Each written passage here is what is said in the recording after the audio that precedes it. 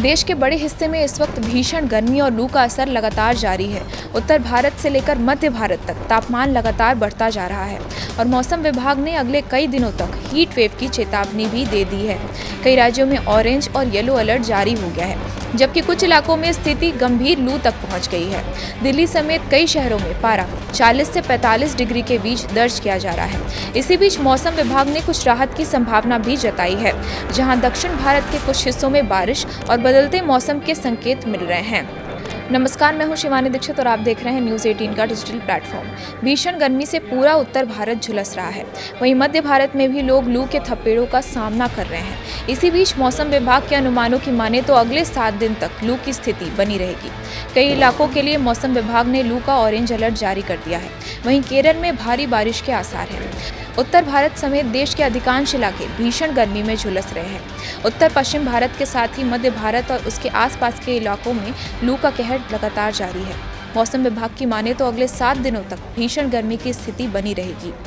मौसम विभाग की ओर से पंजाब, हरियाणा, उत्तर प्रदेश, मध्य प्रदेश, राजस्थान और साथ ही महाराष्ट्र के कुछ हिस्सों में लू की चेतावनी जारी की गई है। मौसम विभाग के अनुसार अगले 1 हफ्ते तक लोगों को भीषण गर्मी का सामना करना पड़ेगा। वहीं पश्चिम राजस्थान और पश्चिम उत्तर प्रदेश के क्षेत्रों के लिए वार्म नाइट की एक खास चेतावनी जारी की गई है। नतीजन इन इलाकों में ऑरेंज अलर्ट भी जारी किया गया है। इसी बीच मध्य प्रदेश और विदर्भ के कुछ हिस्सों में हालात सामान्य लू से बढ़कर गंभीर लू में बदल सकते हैं। इसी वजह से वहां भी ऑरेंज अलर्ट जारी किया गया है। उधर राजधानी दिल्ली में कल भी अधिकतम तापमान 42 से 43 डिग्री सेल्सियस के बीच दर्ज किया गया। मौसम विभाग के पूर्वानुमान के अनुसार आने वाले हफ्ते में तापमान 42 से 44 डिग्री सेल्सियस के दायरे में रहने की संभावना है। अगले 3 दिनों में तापमान 45 डिग्री सेल्सियस तक भी पहुंच सकता है। स्थिति को देखते हुए दिल्ली के लिए मंगलवार और बुधवार के लिए लू का येलो अलर्ट जारी किया गया है। वहीं ओडिशा में लगातार 3 से 4 दिनों तक गर्म और उमस भरा मौसम बना रहने की संभावना जताई जा रही है। मौसम विभाग ने कहा है कि उत्तर प्रदेश के कुछ हिस्सों में अत्यधिक भीषण गर्मी पड़ सकती है। लोगों को दोपहर के समय बाहर निकलने से बचने, पर्याप्त पानी पीने और स्वास्थ्य संबंधी सावधानियां बरतने की सलाह दी गई है। यूपी के मुख्यमंत्री योगी आदित्यनाथ ने भी इस संबंध में अधिकारियों को निर्देश दिया है कि वो अलर्ट रहे।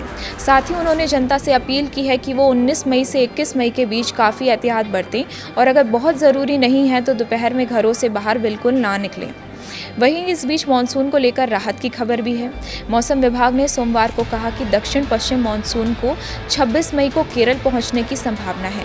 मानसून के आगमन की तारीख में 4 दिन का अंतर देखने को मिल सकता है। आईएमडी ने कहा कि अगले 5 दिनों में केरल और माहे के कुछ हिस्सों में बिजली गिरने और तेज हवाओं के साथ भारी बारिश होने का अनुमान है।